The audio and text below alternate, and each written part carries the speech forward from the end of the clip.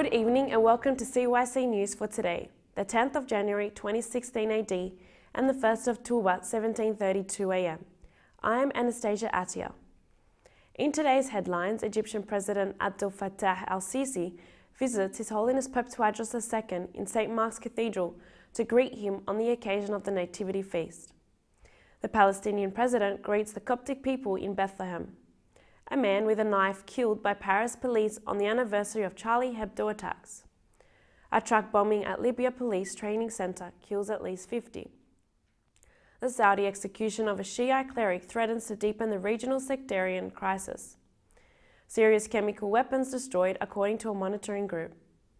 A photographer's close shave in a Dubai hotel blaze. Charlie Hebdo, Paris lost much, but not its joie de vivre. What can China do about nuclear North Korea? Deal paves way for thousands of Cuban immigrants heading to US. And political fallout for Hillary Clinton above North Korea's nuke test.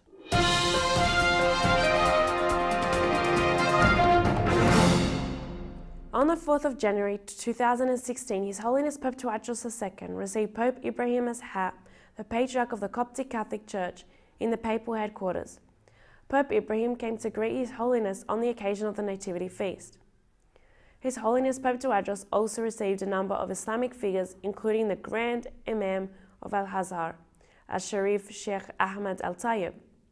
On the 5th of January 2016, His Holiness Pope Tawadros II received Bishop Bruno Mazzaro, the Ambassador of the Vatican, who came to greet His Holiness on the occasion of the Nativity Feast and to deliver the greeting of Pope Francis as well.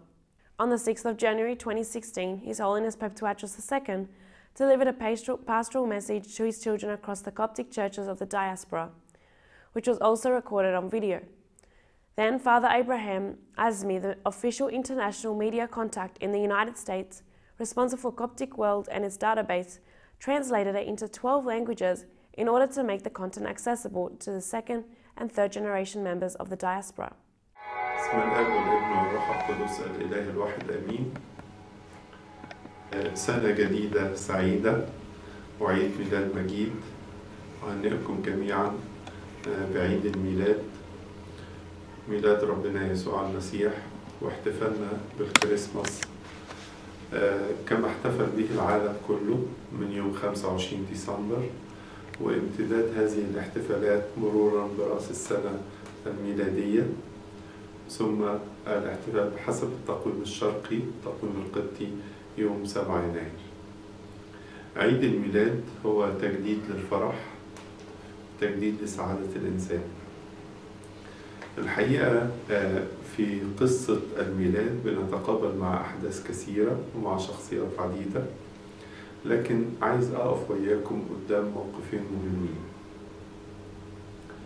موقف المجوس حكماء المشرق لما أتوا من بلاد بعيدة تتبعوا النجم حتى وصلوا إلى بيت لحم وسجدوا للمولود وقدموا له هدايا. هذه كانت نهاية رحلتهم، هي رحلة أرضية. في المقابل الرعاة عندما شاهدوا الملاك اللي بشرهم بالفرح العظيم جاءوا أيضا إلى المزود ودخلوا ورأوا الصبي وأمه والطفل الصغير الرضيع وهو في المزود، وكانت هذه بداية رحلته، بداية الفرح. مجموعة كانت النهاية ومجموعة كانت البداية.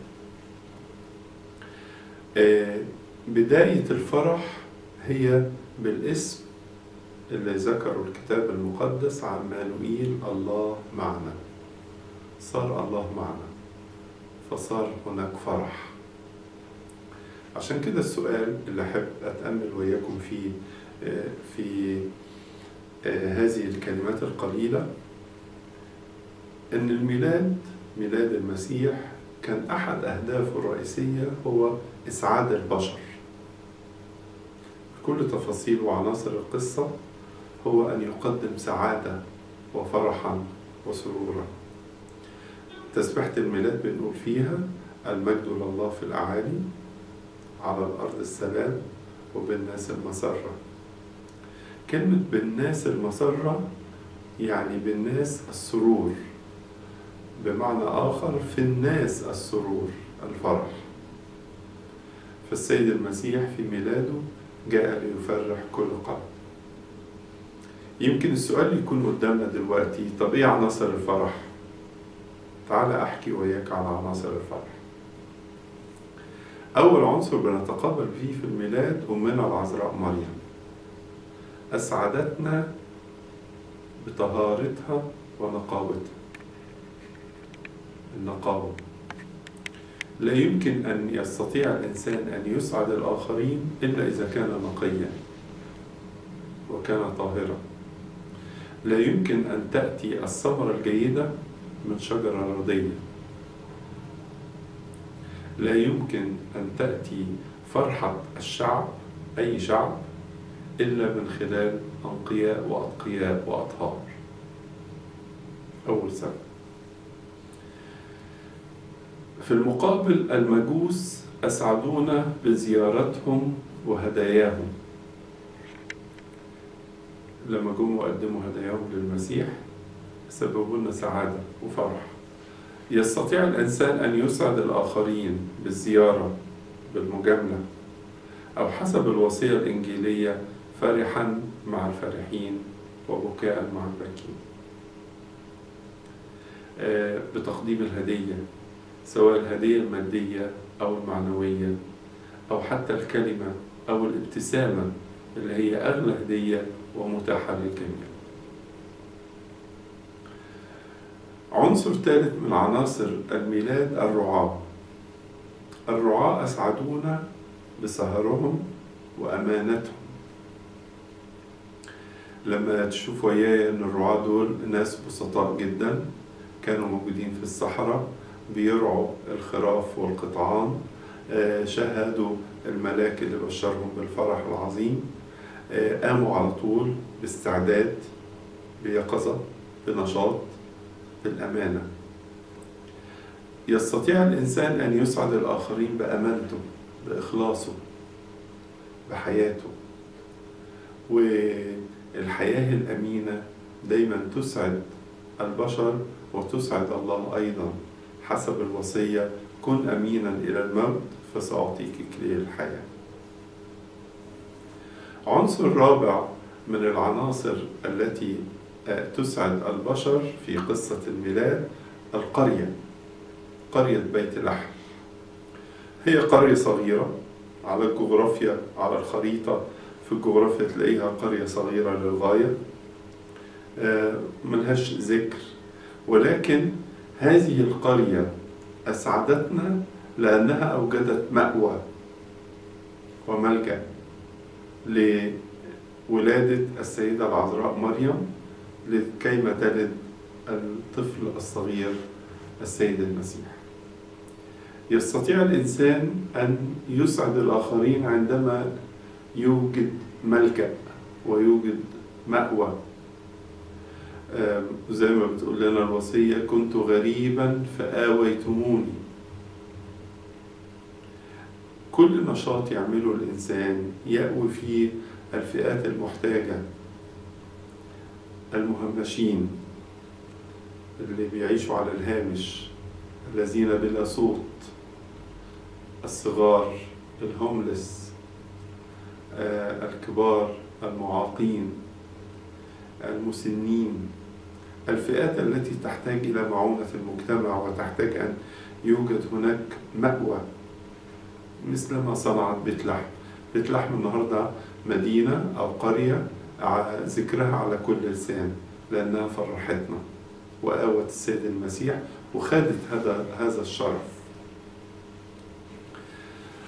عنصر خامس في عناصر السعادة وكيف نسعد الإنسان: الملائكة الذين ظهروا وأنشدوا، أسعدونا بالتسبحة وأسعدونا بهذه الكلمات: المجد لله في الأعالي، على الأرض السلام وبالناس المسر.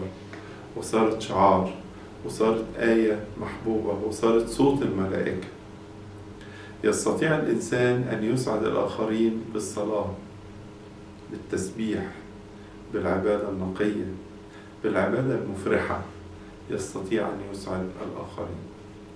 إذن قصة الميلاد، تجسد ربنا يسوع المسيح، هو من أجل خلاص الإنسان، ولكن لأنها قصة فريدة مسيحنا في ميلاده بيجاوب على هذا السؤال: كيف نسعد الآخرين؟ يمكن أن تتأمل في كل تفاصيل هذا الحدث الفريد وتجد فيه ملامح إنك تقدر تنفذها وتطبقها، وتدريب روحية بحيث إنك تسعد الآخرين. في ميلاد ربنا يسوع المسيح بهني جميع كنائسنا في العالم، الكنائس القبطية الأرثوذكسية والذين يحتفلون بعيد الميلاد. هنئ كل الآباء الأساقفة والآباء الكهنة والآباء الرهبان والأمهات الراهبات. نهنئ كل الشعب المسيحي، نهنئ مجالس الكنائس وأيضا الخدام والخادمات، كل الشباب، كل الأطفال، كل الأسر المسيحية. بهنيكم باسم الكنيسة القبطية وباسم الآباء والمجمع المقدس وباسم كل الهيئات هنا في مصر. بنهني كل أبنائنا الأحباء. أتمنى ليكم عام جديد سعيد، وفرحة الميلاد ليس في يوم واحد ولكن تمتد إلى طول السنة. المسيح يبارك حياتكم بالخير وبالفرح، بالمحبة، بالسلام، وكل سنة وأنتم طيبين.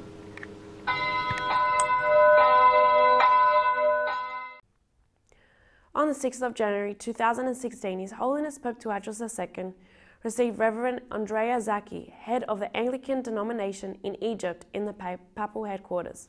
Also on the 6th of January 2016, Egyptian President Abdel Fattah Al-Sisi went to St. Mark's Cathedral to greet His Holiness Pope Tawadros II and the Coptic people on the occasion of the Nativity Feast, during the prayers of the feast eve.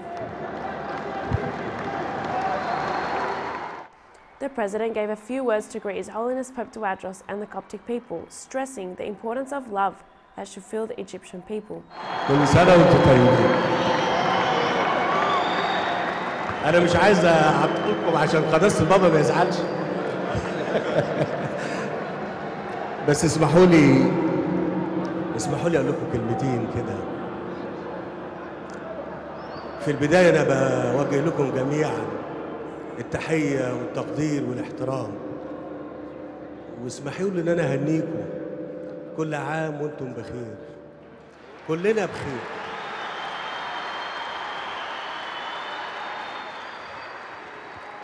احنا السنة اللي فاتت قلنا عايزين، واحنا بنحبكم جدا. انتوا مش واخدين،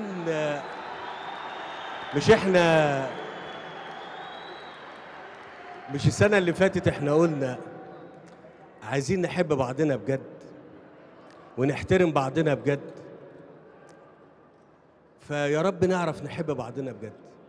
فكل سنة وانتوا طيبين.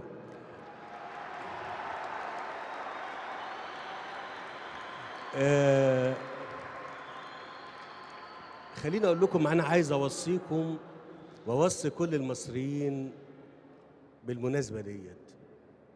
شوفوا، ومن فضلكم توقفوا قدام كلامي كويس.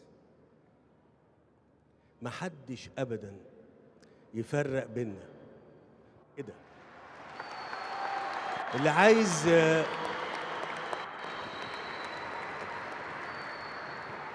ده مهم جدا، الموضوع ده مهم قوي، والموضوع مش انا اعمله بس، ده نعمله كلنا. اسمعوا من فضلكم، كلنا لازم نرجع مش زي زمان اكتر. On the 7th of January 2016, His Holiness Pope Tawadros II received Pope Gregory III Laham, the Patriarch of the Greek Catholic denomination in Egypt, in the papal headquarters, to greet His Holiness on the occasion of the Nativity Feast. Also, His Holiness Pope Tawadros received Metropolitan Nicola Anthony, the patriarchal representative and the Metropolitan of Tanta, Egypt, for the Greek Orthodox denomination.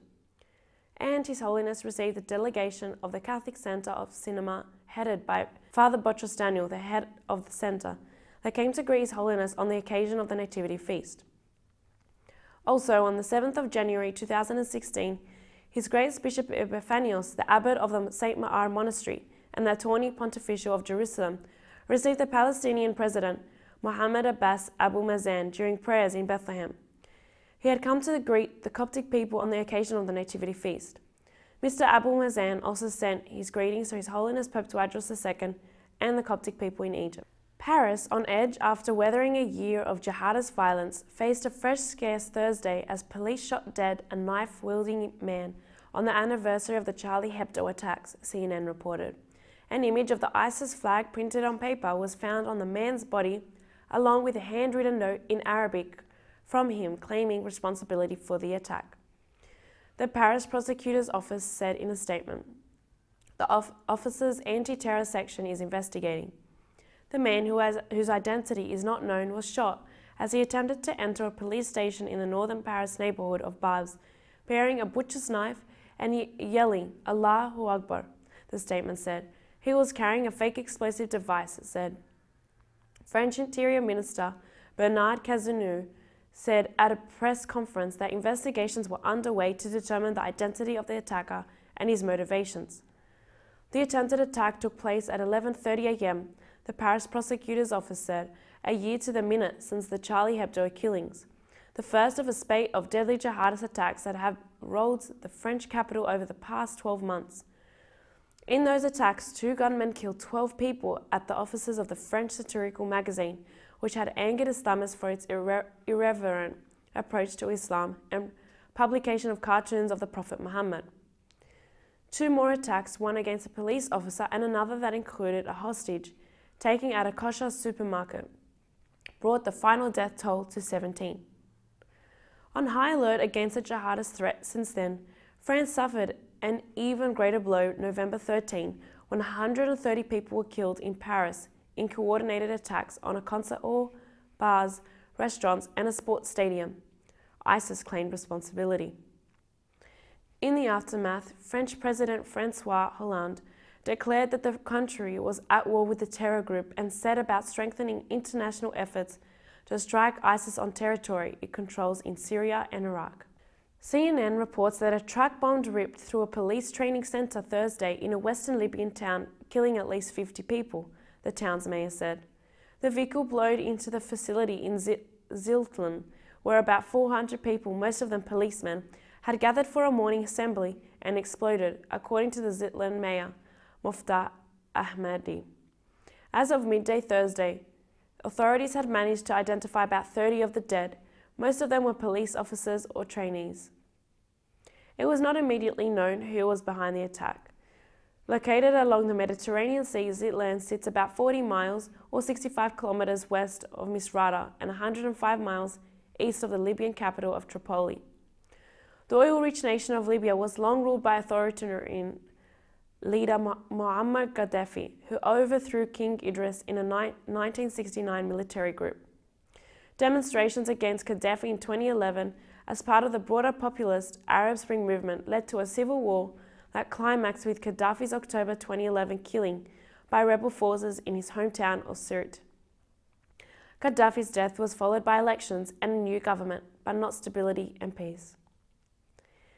Instead, Libya had been mired in insecurity as the central government in Tripoli has struggled to establish itself amid persistent rancor and questions about its ability to govern.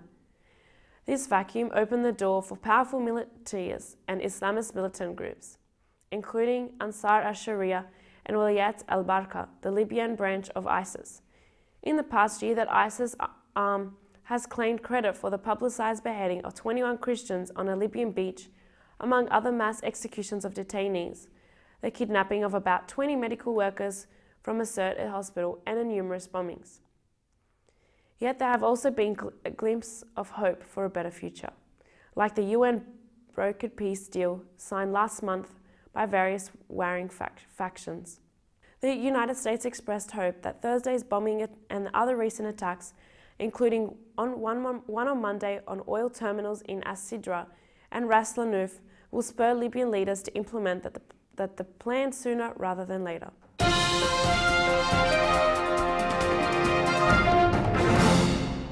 Sheikh Nimr al-Nimr was not among the A-list of Shia clerics in Saudi Arabia, but his execution has provoked a regional crisis, sparking condemnation from Iraq, Iran, and even senior UN officials. Violence against Saudi diplomatic premises in Iran and a sudden rupture in relations between the kingdom and the Islamic Republic, according to the CNN.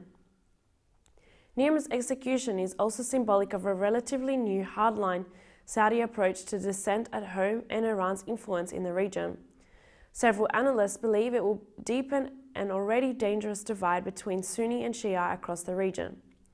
Al-Nimr, 56, was a fire-banned cleric who had spent a decade studying religion in Iran and had been arrested several times by Saudi authorities. He had often called for the secession of Saudi Arabia's oil-rich eastern province, where the majority of the kingdom's Shia live, describing the Sunnis living there as foreigners. All of the chemical weapons declared by the Syrian regime have been destroyed, according to the Organization for the Prohibition of Chemical Weapons, CNN reports. A deal to remove chemical weapons from the war-torn nation was struck in 2013 after a video footage appeared to bolster claims by opposition forces that Bashar al-Assad's regime used chemical weapons in an attack on civilians. US President Barack Obama had said that the use of chemical weapons in the Syrian conflict constituted a red line that, if crossed, would force him to reconsider whether or not the United States should intervene in that country's civil war. Washington eventually agreed to a Russian proposal to remove and destroy the chemical weapons in Syria. Photographer Dennis Malari's assignment to shoot the New Year's Eve fireworks was going fine until his vantage point started to go up in flames. The 37-year-old Filipino was on the 48th floor of a luxury Dubai hotel looking out at the city's skyline that's crowned by the world's tallest building, the Burj Khalifa. Around 9:30 p.m., a fire broke out 28 floors below Malari at the address downtown Dubai Hotel, according to authorities. He found himself stuck on the balcony, a great spot for photography, but not for an easy escape. As flame licked the outside of the building, smoke quickly filled many of the hotel's 63 floors, blocking off his potential exits. After nearly 2 hours in the burning building, Malari decided to go through with his last report plan for staying alive. Rappelling down the side of the giant building, and as a photojournalist, Malari documented the whole thing with a GoPro camera, holding the cable with his left hand and shooting photos and videos with his right. As he was hanging off the edge, firefighters got onto his floor, found him, and saved his life by providing him with oxygen and leading him down the smoke-filled stairwell. Pens and pencils at the ready, the journalists and cartoonists of Charlie Hebdo had gathered to prepare the satirical magazine's next issue. It was the kind of editorial conference that goes on every day in newsrooms around the world. Then terror walked in through the door. 3 minutes and 60 bullets later, 12 people lay dead or dying. The Charlie Hebdo team had been only too aware of the risks their fury, take no prisoners brand of the satire could bring. The magazine's previous offices had been bombed, and editor Stefan Charbonneau had received death threats for publishing cartoons of the Prophet Muhammad. But Charbonneau was famously unrepentant, telling Le Monde newspaper, "I'd rather die standing than live on my knees." He and his bodyguard, Frank Brinsalero, were both killed in the massacre. As world powers work to verify North Korea's claims that it has tested a hydrogen bomb, others are asking what the country's only real ally, China, will do.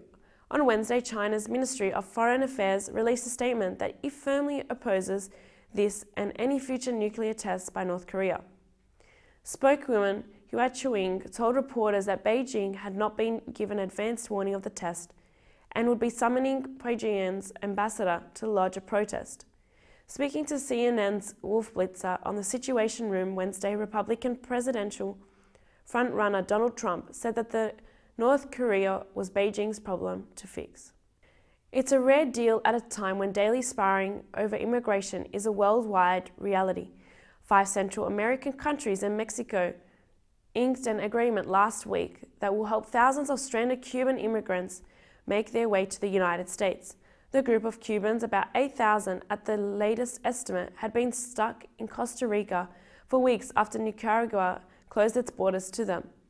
Now a group of Central American countries say the Cubans will be flown to El Salvador, then transported on buses to Mexico. Then they'll have a chance to cross into the United States. Officials have said that they'll start transporting the groups of Cubans on flights this month.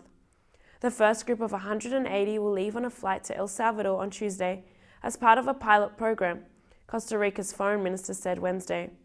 It won't be a free ride. The immigrants will have to pay about $550 to cover travel and visa costs, officials said.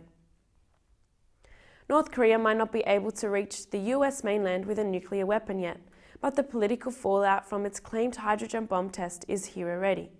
Even before the shockwaves of the 5.1 temblor triggered by Tuesday's test wore off, Hillary Clinton was fighting off a volley of Republican attacks. GOP presidential candidates were talking through, and Donald Trump jumped on a chance to chastise China.